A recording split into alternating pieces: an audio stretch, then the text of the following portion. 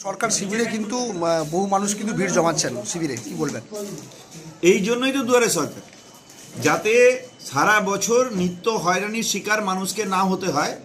সেই জন্যই আমাদের মাননীয় মুখ্যমন্ত্রী মমতা বন্দ্যোপাধ্যায়ের স্বপ্নের প্রকল্প দুয়ারে সরকার।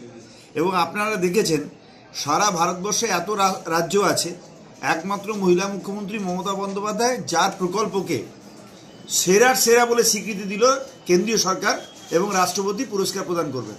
তো স্বাভাবিকভাবে এই প্রকল্পের যা উদ্দেশ্য, ফুটফল যত বাড়বে এই প্রকল্প তত বেশি সাফল্যমণ্ডিত হবে।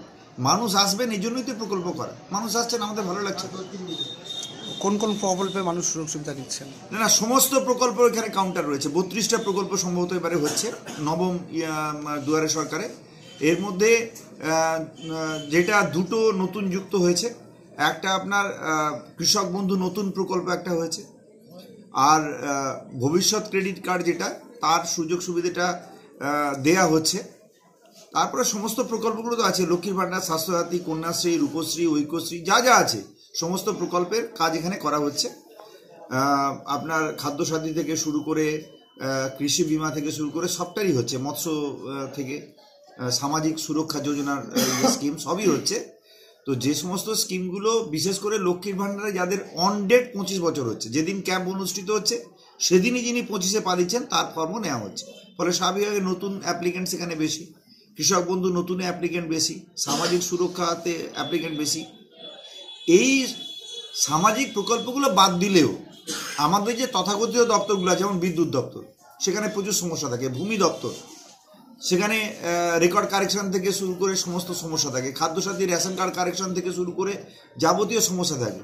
সেগুলো এই ক্যাম্পে আসার কারণে মানুষ সেগুলো এখানে সুবিধে পাচ্ছেন, ঠিকঠাক করে নিতে পারছেন, কারেকশন করে নিতে পারছেন।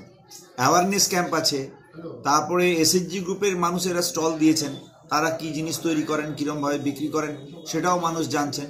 ফলে সামগ্রিকভাবে শুধুমাত্র সামাজিক সচেতনতা নয়, শুধুমাত্র সরকারি প্রকল্পের আওতায় আসা নয়, সরকার কিভাবে কাজ করছে তার দৃষ্টিভঙ্গি কি, এটাও মানুষের সামনে ক্যাম্পের ভেতর দিয়ে তুলে ধরা হচ্ছে।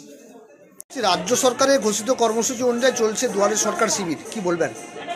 দেখুন, দুয়ারে শিবির এটা তো আমাদের নতুন নয়। মুখ্যমন্ত্রী মমতা বন্দ্যোপাধ্যায় যে প্রয়াস নিয়েছিলেন যে সাধারণ মানুষের স্বার্থে সাধারণ মানুষকে কষ্ট করে ব্লক অফিসে বা এসডি অফিসে কোথাও দৌড়াতে হবে না, তাদের সুবিধার্থে টোটাল সরকারকেই দুয়ারে নামিয়ে এনেছেন। সেটা আমাদের ধারাবাহিকভাবেই চলছে। তার একটা পার্ট আজকে আমাদের হচ্ছে, আমাদের জিপিতে 2 জায়গায় হচ্ছে, 5 রোড এবং কসবাগুলা অঞ্চল অফিসে।